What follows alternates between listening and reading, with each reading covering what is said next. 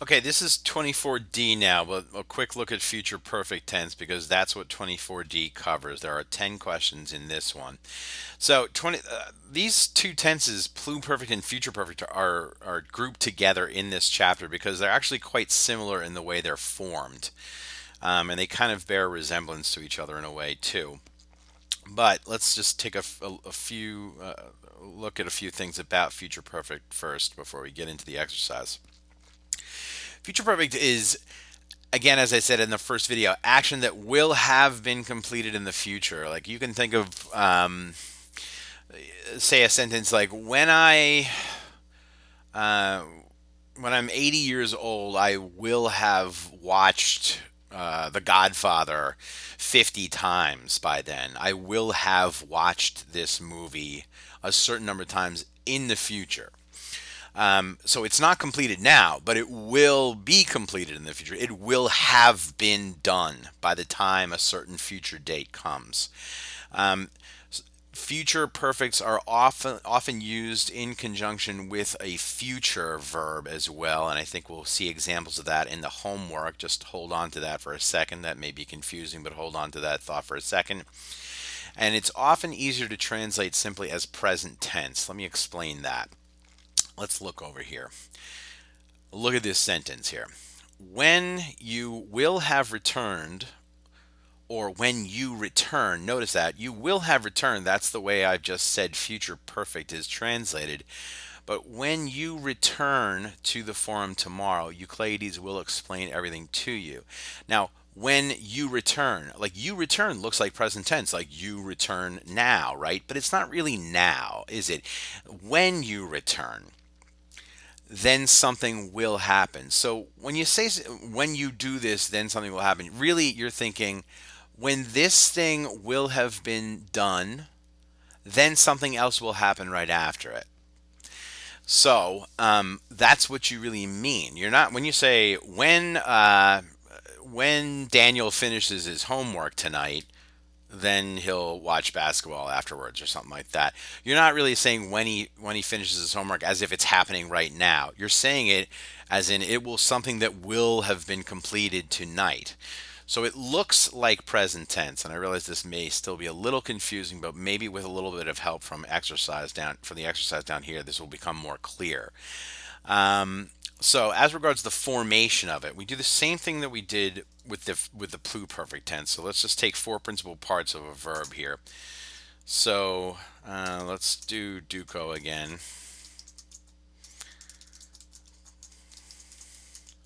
So we're going to again stick with this third principal part, duxi. And we're going to use that same thing I said was called the perfect stem, which is just the dux part of duxi, right? Again, we chop off that I, and we're left with dux, and that's the perfect stem.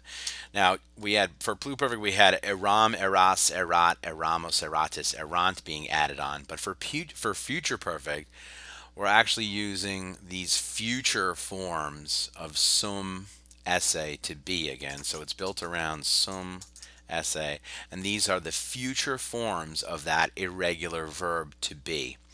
Ero, eris, erit, erimus, eritis, erint. Now this is actually different. Erunt is the future form of sum for third person plural. So this is actually a slight variation from that verb conjugation, if you will. So it's erint as opposed to erunt. I'm guessing that some of you have probably forgotten the future forms of sum anyway, so maybe this isn't something to really worry about.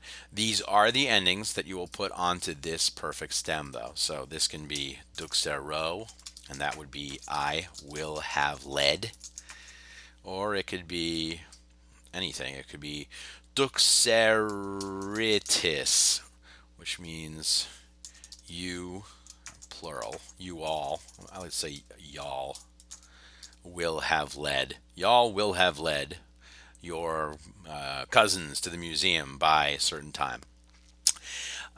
So that's the formation. Perfect stem plus these endings here. Ero, eris, erit, erimus, eritis, erint. So with that in mind, let's see how this actually works. I mean, you see some examples of this verb now. We've got this redeo, redire, redii, and the perfect stem therefore is ready. This is from the verb to go back or to return. So you see the full verbs formed here, both perfect stem with endings, right? Just as I've sort of done on this page over here. Duxeritis. Here it's rederitis. You see that? You all will have returned. So now let's look to the translations. Or let's look to, so again, it's identify each verb in the future perfect tense and explain how the action it describes will have been completed before the action of the other verb. So again, you don't really have to do that because I think it would just get very repetitive to keep saying, well, this happens before this happens. That's really going to be all there is to it, to explaining that for that exercise. So I'm going to say skip that, but do identify the future perfect verb in each sentence and then make sure your translation shows that you understand how it works. So let's take two or well, three, I guess. We'll see if we can do three. I don't want to make this video too long, but it already is getting long probably. So this is Si baculum coniacaris canes ferocator latrabunt. So as I said before, it's often used with or alongside a future verb. And here we see a future verb, latrabunt. Remember these endings, bo, bis, bit, bimos, bitis, bunt for some verbs for future tense. So this is a future, and this here is a future perfect. You notice the eris ending there, right here, and also right here. And this coniac here is from the verb conicio, which means to throw. So literally what this sentence says is if, C means if, and then coniacaris, that's second person singular, so we know this is a you singular, not a you plural, but a you singular. So literally, if you will have thrown the stick,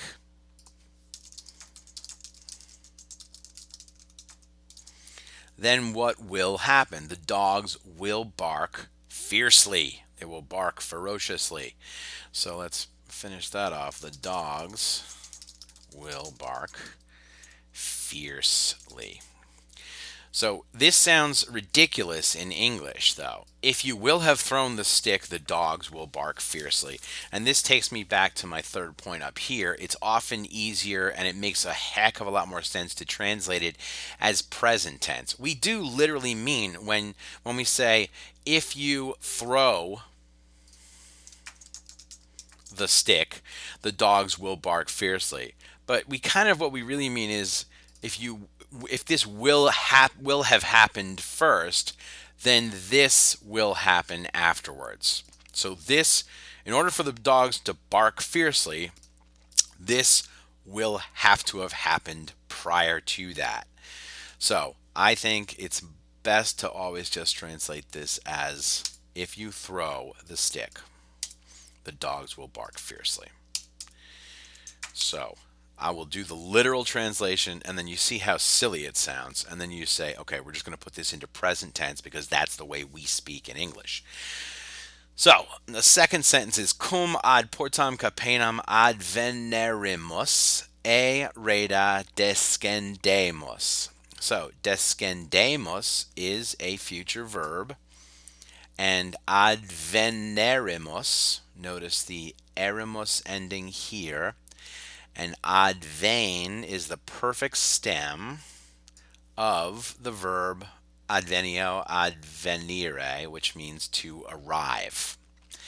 So if we put this all together in this number two sentence here, cum here, not with, but when. You've seen cum, I think, as when here and there now too. Cum has actually quite a few meanings, but you've seen it first as with, but now as when. So when, and again we have erimos is the ending, and that is first person plural, which is we. When we will have arrived at the Porta Capena, which is one of those gates in the wall surrounding Rome, we will go down out of the carriage. So again, literally, when we will have arrived at the Porta Capena, we will go down out of the carriage. So, again, nobody would speak this way in English. When we will have arrived, I mean, we do use the words will have. Like, if you like talking to your friend, you say like, "Well, by the time I get there tomorrow, you'll have already been there. You will have already gotten there, and I'm going to get there later than you, but you'll have already gotten there." We do use that in our conversation a lot without really knowing it, but in this context, it just sounds ridiculous. So we're going to again go to translating it simply as present tense and say, when we arrive at the Porta Capena, we will go down out of the carriage. Okay, so that's two examples. Now, three. Si equi raedam e fossa extraxerint, Cornelii ad urbem iter facere poterunt. Okay, so now poterunt is a future verb, a future form of possum posse, which is to be able.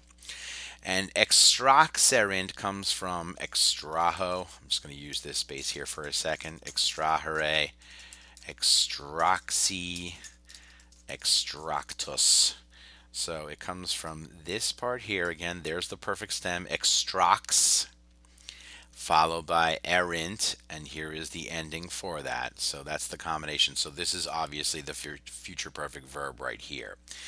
So let's erase this now, and we're going to say, if the horses will have dragged out, that's what extraho means, to drag out, to pull out, the carriage from the ditch, the Cornelii, the family, will be able to make a journey or to travel to the city. So I'll write that out now literally.